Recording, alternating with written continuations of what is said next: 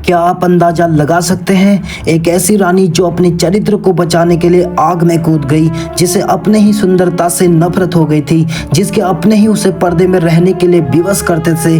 जरा सोच कर देखिए कितने दर्द और तकलीफों से गुजर रही होगी वो रानी जो अपने ही घर में एक कैदी की तरह जिंदगी बिता रही थी। जरा गौर कीजिएगा इन बातों पर। मेरी सुंदरता ने मुझे मृत्यु की ओर धकेल दिया। मैं अपने ही रूप में कैद थी। मैंने अपने चरित्र की रक्षा के लिए आग में कूदना पसंद किया, लेकिन मेरे दिल में कितना दर्द था। मेरी इज्जत की खातिर मैंने अपनी जान दे दी, लेकिन क्या ये मेरी सुंदरता की कीमत थी? मैंने अपने पति की मृत्यु देखी, मैंने अपने राज्य की हार देखी, लेकिन मैंने अपनी इज्जत को नहीं छोड़ा। मेरी सुंदरता ने मुझे शैतान की नज़र में ला दिया, लेकिन मैंने अपने आत्मसम्मान को नहीं खोया।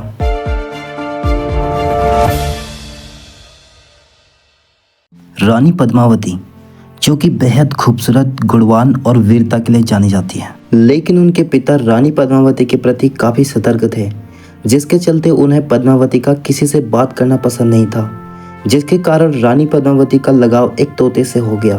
जब पिता को तोता और पद्मावती के घनिष्ठ संबंधों के बारे में पता चला तो उनके पिता ने तोते को मारने का आदेश दिया। हालांकि वह तोता अपनी जान बचाकर वहां से उड़ गया। एक ब्राह्मण ने तोता को पकड़कर राजा रतन सिंह को बेच दिया।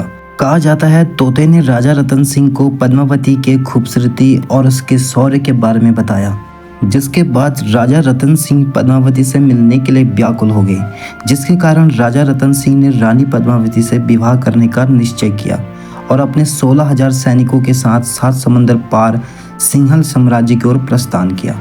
कहा जाता है जब राजा रतन सिंह ने अपने 16,000 सैनिकों के साथ सिंघल साम्राज्य पर आक्रमण किया तो राजा रतन सिंह को पराजय का सामना करना पड़ा और उन्हें कैद कर लिया गया। और जैसे ही रतन सेन को फांसी देने वाले थे, उनके साम्राज्य के गायक ने मौजूद लोगों को बताया कि रतन सिंह दरअसल चित्तौड़ के राजा हैं। यह सुनने के बाद गंधर्व सेन ने पद्मावती का विवाह रतन सिंह के साथ करने का निर्णय लिया और साथ ही साथ रतन सेन के साथ आए हुए 16,000 सैनिकों का विवाह भी सिंघल साम्राज्य के 16,000 प्रधानियों के साथ संपन्न करवा दिया।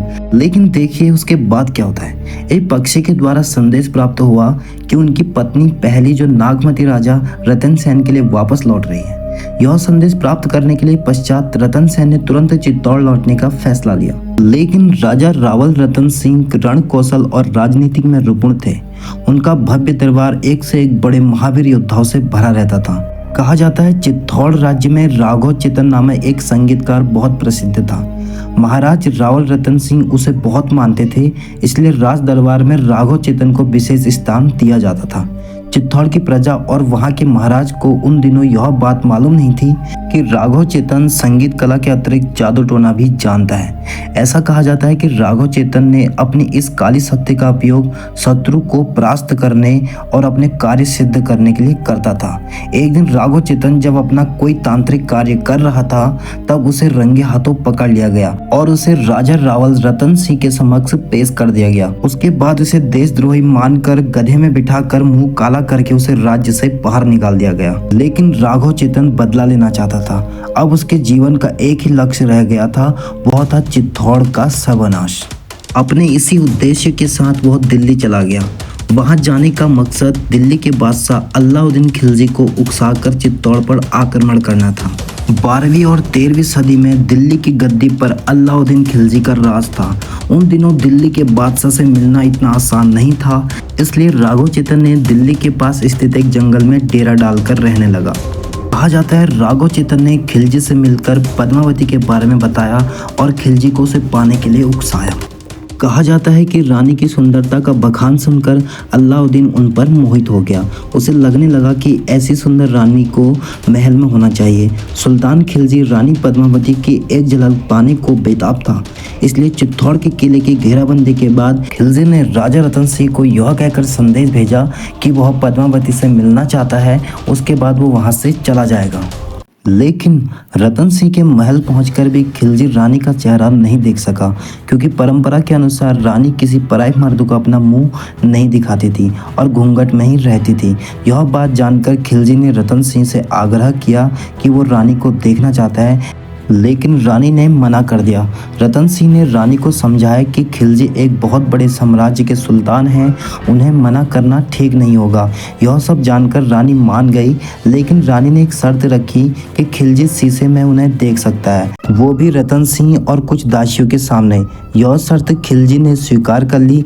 रानी पद्मावती के सुंदर चेहरे को कांच के प्रतिबिंब में जब अलाउद्दीन खिलजी ने देखा तो उसने सोच लिया कि रानी पद्मावती को अपना बना कर ही रहूंगा।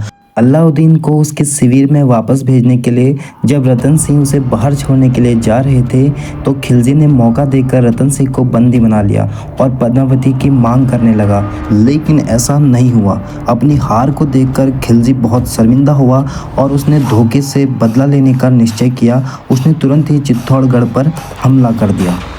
बहुत बड़ा युद्ध हुआ जिसमें रतन सिंह मारे गए। यह सूचना पाकर रानी पद्मावती ने सोचा कि अब सुल्तान की सेना चित्तौड़ के सभी पुरुषों को मार देगी। तब चित्तौड़ की औरतों के पास दो ही विकल्प रहे, या तो वह जौहर के लिए प्रतिबद्ध हो जाए या विजयी सेना के समक्ष अपना निरादर सहे। अंत में उन्होंने निर्णय लिया, दुश्मनों के सामने आत्मसमर्पण करने से अच्छा है कि हम देश की आन बान के लिए अपना बलिदान किया जाए। उन्होंने एक बहुत बड़ा कुंड बनवाया और 16,000 राजपूत महिलाओं के साथ हवन कुंड में अपने आप को समर्पित कर दिया। अपने देश के स्वाभिमान के लिए एक ऐसा उदाहरण शायद ही कहीं मिलता हो।